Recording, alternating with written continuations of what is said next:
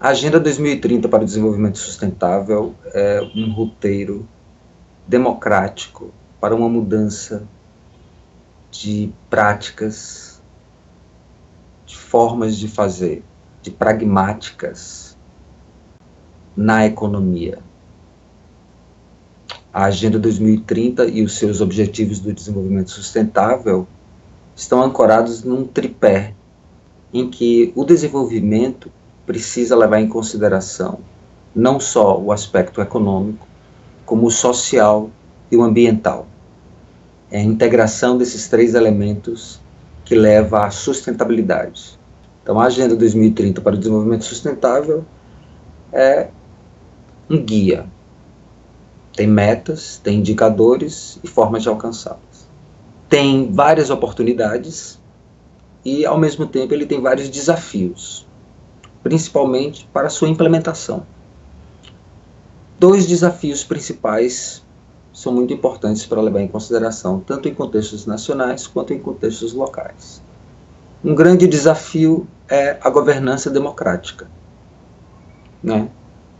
A governança democrática, a participação da sociedade civil organizada, o monitoramento das ações públicas, a avaliação dos resultados das ações públicas, o controle das contas públicas, dos incentivos, dos subsídios fiscais.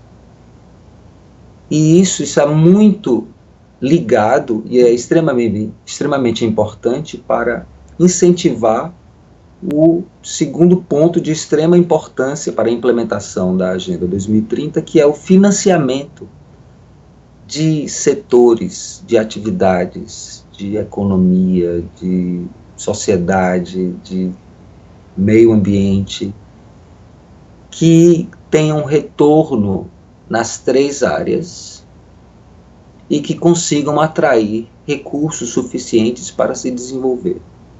Em muitos casos, até em detrimento da economia linear, tradicional, poluidora, devastadora.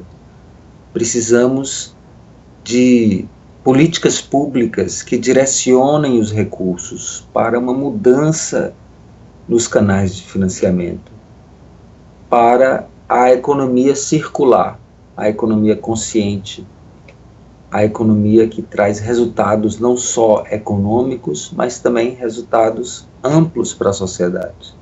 Então, a Agenda 2030 é um roteiro de democratização e, ao mesmo tempo, é um roteiro de financiamento para um desenvolvimento que seja progressivo, que não seja esse desenvolvimento arrastado de pequenos crescimentos e quedas, que são pequenos crescimentos e quedas econômicos, e muitas vezes somente financeiras, mas que estão diretamente atrelados a práticas normalizadas e que são justamente a causa da própria existência da Agenda 2030. E isso gerou a necessidade das organizações das Nações Unidas, através de um processo de negociação que chegou-se a um consenso entre 193 países, envolvendo milhares de peritos, diplomatas, políticos, etc., a concluir que o caminho que os países, que os povos, que as populações, que os governos, que os empreendimentos privados estão seguindo, precisam mudar de curso, precisam se tornar mais conscientes nas suas causas negativas, nas suas externalidades negativas, para, através de uma mudança de paradigma, de canal de financiamento, conseguir encantar e, ao mesmo tempo, produzir nações, produzir pessoas evoluídas, civilizadas, em convivência e, finalmente, atingindo o bem-estar. Como todos nós podemos atingir o bem-estar? Precisamos diminuir desigualdades, precisamos investir na saúde, na educação, em vários aspectos. E, para isso, precisamos de financiamento. E esses financiamentos precisam vir através de instituições como bancos nacionais de desenvolvimento, bancos regionais de desenvolvimento, através de políticas públicas e através do empreendedorismo. Pessoas conscientes que querem colocar o seu dinheiro onde a sua boca está, como se diz. É isso. Olá, eu sou Marília Sobral Albiero, sou coordenadora de Inovação e Estratégia na CT Promoção da Saúde. Sou engenheira química, mas com especialização em planejamento estratégico, e isso que me fez ser encantada em estar trabalhando com planos de advocacy, porque são planejamentos estratégicos de longo prazo. Por isso eu vou estar aqui com você, compartilhando um pouco mais das metodologias e das experiências na elaboração de um plano de advocacy.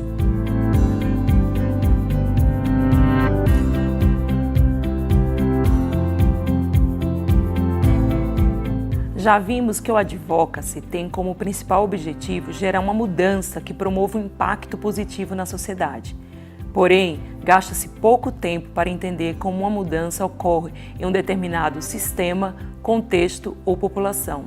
Desta forma, antes de explicar como elaborar um plano de advocacy, gostaria de iniciar este módulo falando da teoria da mudança.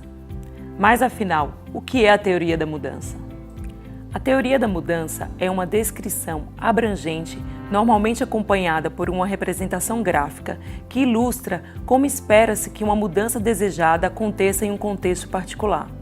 Ela é uma metodologia de planejamento em que, a partir da análise da situação atual e da visão do impacto desejado, uma sequência de etapas anteriores são mapeadas para identificar o caminho da mudança.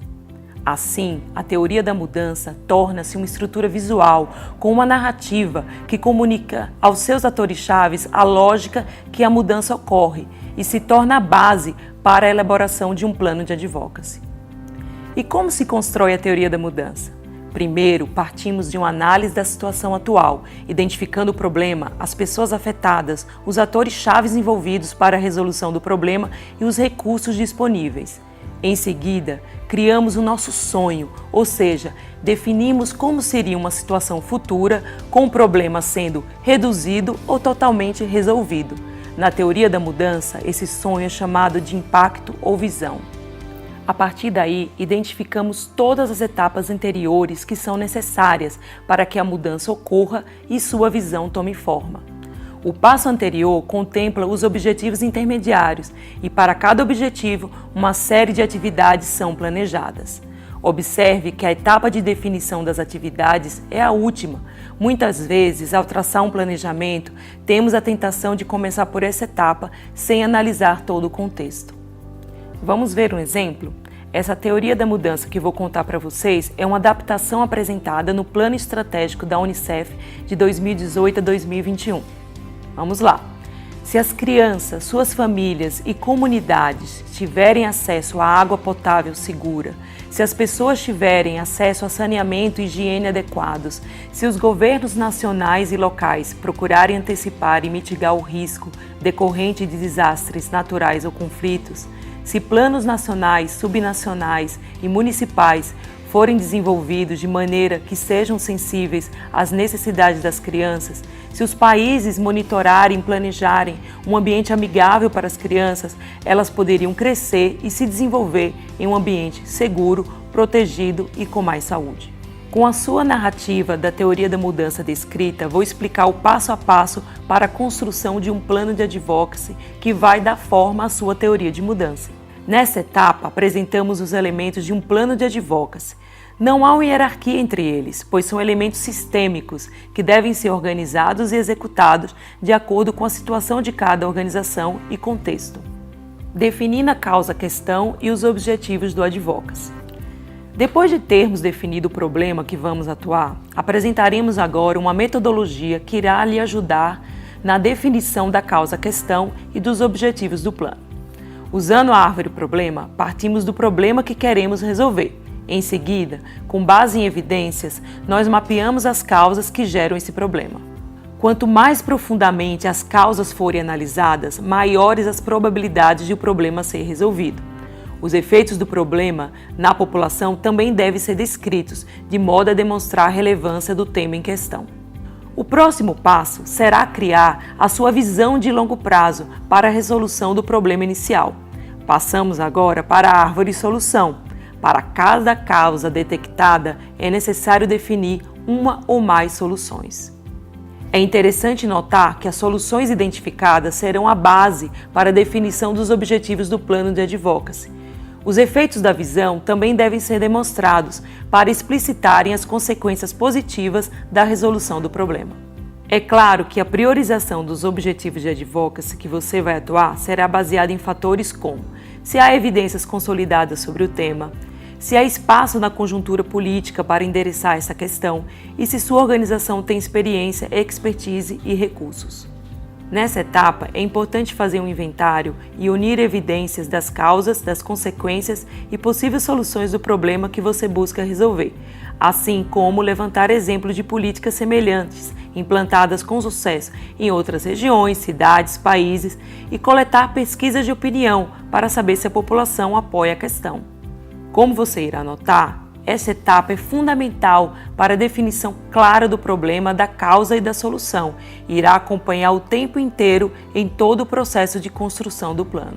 Como dica, recomendamos o uso de fontes confiáveis e estruturar um inventário com os principais achados dos materiais estudados, pois ajudará na elaboração dos materiais utilizados em advocacy, nas ações de incidência política e nas campanhas de comunicação. O mapeamento do contexto político durante os primeiros estágios de planejamento dá clareza, ajudando a entender o complexo processo de formulação de políticas, através do qual seu projeto de lei ou regulação deve passar antes de se tornar lei ou política. Com base no cenário político atual, identifica oportunidades e obstáculos, assim como o marco legal existente sobre a questão que você está atuando. Identificação de atores-chave. Decisores-chave são pessoas que têm o poder de resolver, avançar ou retroceder na causa e nos objetivos de advocacy que você e sua organização estão atuando. Isso inclui representantes nos 3 poderes: legislativo, executivo e judiciário. Influenciadores e formadores de opinião são pessoas que podem direcionar as opiniões e comportamento dos decisores-chave. Podem ser jornalistas, celebridades, institutos de pesquisa, organizações, outros movimentos sociais, entre outros. Para selecionar os atores-chave, pense naqueles que têm pelo menos média ou alta influência para avançar com o tema e classifique-os. Ele é decisor ou influenciador? Qual o grau de conhecimento sobre o tema? Ele tem poucas ou muitas informações? São corretas ou incorretas? Qual a sua posição sobre o tema? A favor, indeciso ou contra? Quais são os seus interesses, motivos ou táticas em relação ao tema? A incidência política com os decisores-chave pode ser feita no formato de visitas, audiências, reuniões, telefonemas, seminários, conferências, entrega e protocolamento de documentos. Além do formato, o importante é pensar nas mensagens-chave para os decisores. A mensagem-chave é construída com base na análise do decisor feita anteriormente, sempre deixando explícito o que o decisor deve fazer. Formação de redes. As redes organizadas da sociedade civil são um elemento-chave para o avanço do plano de advocacy. O primeiro passo é fazer uma autoavaliação de sua organização em termos de legitimidade, credibilidade, experiência, conhecimento, recursos financeiros e humanos. Em seguida, pense nos mesmos critérios para os possíveis parceiros, tentando identificar uma complementariedade à sua atuação e principalmente um alinhamento de valores e visão de longo prazo. Comunicação e mobilização. Campanhas de comunicação e de mobilização são a chave para ajudar a aumentar a visibilidade, fazer com que as pessoas deem suporte à causa e colocar sua questão na agenda de quem toma as decisões. Desenvolva ações pensando em opções que possam gerar mídia espontânea, uso de mídia própria, uso de redes sociais e, eventualmente, o uso de mídia paga. Além das ações de mobilização online, pense também em ações presenciais, onde você possa ter contato e explicar sua questão do advocacy para a população. Identificação e alocação de recursos. Recursos são muito mais que recursos financeiros. As habilidades, os conhecimentos das pessoas, a experiência, o engajamento, a legitimidade e a resiliência das organizações são igualmente importantes. Um dos maiores desafios quando está trabalhando em rede são as guerras de território entre as organizações, muitas vezes disputando recursos financeiros. Por isso, as organizações de uma rede devem trabalhar em uma mudança de modelo mental, ou seja, tomar consciência que elas têm, na verdade, abundância e não escassez de recursos. Devemos usar o melhor de cada organização para alcançarmos com mais efetividade os nossos objetivos. Avaliando um plano de advocacy. Uma mudança ou implementação de uma política pública pode levar tempo, então não se concentre apenas no ponto final do seu objetivo. Desenvolver medições ao longo do processo é importante para que você analise se está fazendo progressos e para ajudá-lo a refinar a sua estratégia de advocacy conforme necessário. Indicadores são a referência para avaliar nosso progresso e avaliação do plano de advocacy. Podemos definir 2 tipos de indicadores em um plano de advocacy, os de processo e os de resultado. Os indicadores de processo focam em como a tarefa é realizada e como os recursos são gastos. Eles vão lhe ajudar a refinar suas ações no curto prazo. Os de resultado, por sua vez, medem os benefícios decorrentes das atividades empreendidas e avaliam seu progresso no médio e longo prazo. Aqui segue uma regra de ouro para a identificação dos indicadores. Eles devem ser simples, poucos, relevantes e de fácil compreensão. Devem ser condizentes com o tamanho e a capacidade da organização. Devem ser utilizados para melhorar e avaliar o processo e a eficácia do advocacy. Por isso, o indicador deve ser específico, que pode ser medido, que pode ser alcançável, relevante e que pode ser medido no tempo. Seguem alguns exemplos de indicadores utilizados em um plano de advocacy.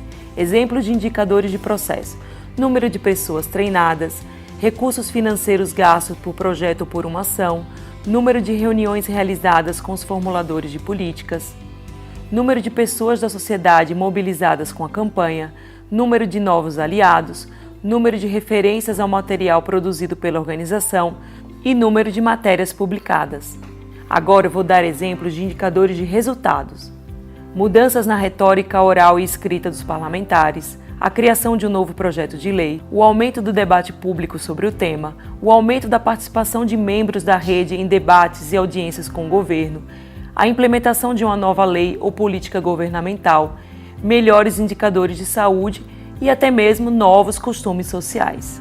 Sou Vitor Mihessen, estou falando aqui do Rio de Janeiro, representando a organização que a gente criou lá em 2013, chamada Casa Fluminense, que tinha o papel de olhar para esse Rio de Janeiro com uma lente mais ampla, né, expandindo no tempo e no espaço ali a construção de políticas públicas. A gente faz isso constantemente ampliando a rede de parceiros que a gente tem no território. Nós somos de periferias, diversas periferias que compõem o núcleo executivo da casa e a rede de parceiros que se amplia para trazer, de fato, a visão das periferias para dentro do fazer político e do fazer de políticas públicas, sobretudo, fazendo iniciativas que falavam sobre seus territórios e falavam da falta de representatividade que eles tinham na tomada de decisão de política pública, por exemplo. Então é aí que a gente constrói um ambiente de debate, por isso chama Casa Fluminense, para pensar o Rio todo, muito além do que é chamado de cidade maravilhosa, que não representa nem 10% da população que vive aqui, né? São 12 milhões de pessoas espalhadas em 21 municípios, e a gente, desde o início, desde a nossa primeira proposta, já é a criação de um ente governamental entre o governo do estado e as 21 prefeituras dessa região que tomasse conta, que costurasse políticas públicas que rompessem com a fronteira de apenas um município, né? Essa fronteira administrativa, e a gente sabe que a vida, o cotidiano, rompe com essas fronteiras diariamente. Então a gente constrói desde 2013 então agendas de políticas públicas, a Agenda Rio 2017, a Agenda Rio a segunda versão dela, então uma série de parceiros construindo juntos, trazendo suas demandas, e finalmente a gente chega no ano passado, na eleição passada, com a Agenda Rio 2030, então a gente vai fazer versões atualizadas a cada ano de eleição para trazer aqui uma série de propostas. A primeira proposta dessa agenda que se mantém, né, desde a fundação da casa, é a aprovação da governança metropolitana. E aí em dezembro, fruto de diversas articulações, a gente participa da construção do plano metropolitano, e em dezembro agora de 2018 a gente finalmente tem a aprovação dessa instância de poder que a gente julga super necessária para falar de um Rio de Janeiro por inteiro. Até aqui aprendemos como produzir um plano de advocacy utilizando indicadores de sucesso. Aproveite o conhecimento adquirido e aplique em seu projeto. Agora você já tem as ferramentas. Obrigada!